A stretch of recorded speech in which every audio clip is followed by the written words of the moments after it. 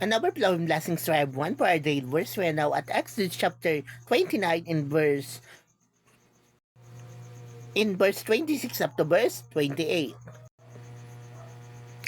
You may eat the choice ribs from this second ram, but you must first lift them up to show that this meat is dedicated to me. In the future, when anyone from Israel offer the ribs and the hind legs of a ram, either to ordain a priest or to ask for my blessing, the meat belongs to me. But it must be eaten by the priest. This law will never change. So this passage is about the portion of the priest when it comes to sacrificial offering. See, during the time of Moses, they offer animals as sacrifice, as sacrificial offering, as a burnt offering. But there there is a portion for the priest, of course. And now, since we are now in the New Testament era, we no longer practice that kind of sacrificial offering and burnt offering. So, so nowadays in our world, that practice is what we call portion for the priest and sacrificial offering or memorial offering. So let us remember that God can use us to sustain the needs of our leader. God wants to use you. God wants to use me. And also to be a sensitive giver. So let us realize that those who serve God, they too had a needs. They need house, they need some some of them need car for transport and for ministry. They need house for ministry. And sometimes for them to cater some mes for them to cater some missionaries. So nowadays, those who is considered as equivalent to the priests of the Old Testament are now the leader of the church, which is pertaining to maybe your senior pastor or your pastor or your cell group leader. So whoever who leads you to God, they deserve a portion. But I personally, I do also practice the so-called sensitive giving. So what is it? If God allow you to be financially capable to finance the church, then so be it. So what does it mean? So if you see that, oh, the church needs to pay the electric bill, the water bill, the rent for the venue. So if God wants to use you and you allow God to use you, so God will tell you to do such a thing.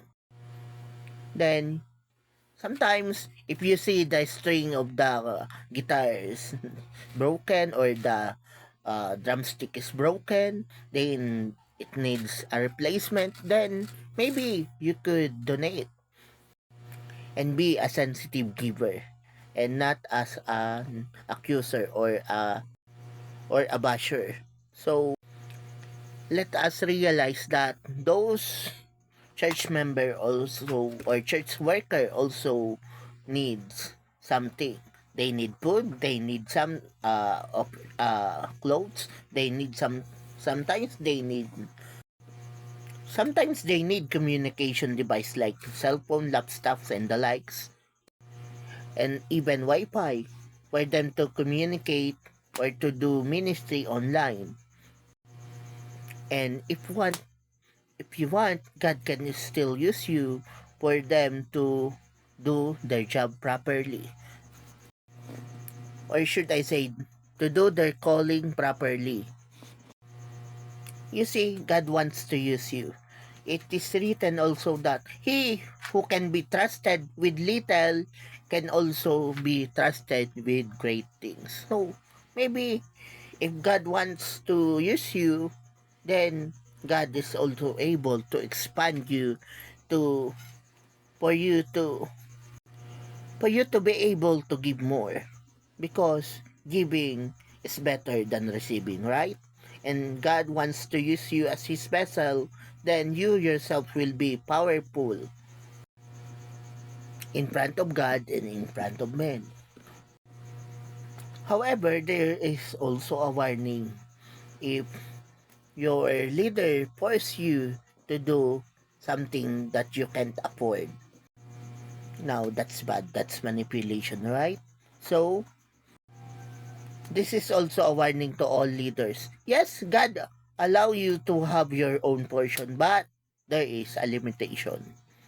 You must not resolve or to commit manipulation. So, let your member do what God told them to do. And let us remember that God is the one who give them conviction in the first place, right? If you see that your senior pastor need the shoes, then give him shoes.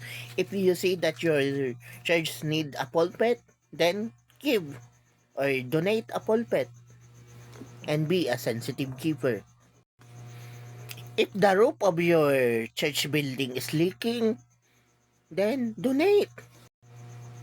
God wants to use you. If the CR of your church building is out of order or is broken, then just do your part and do what you can afford. Okay? Okay. God bless you.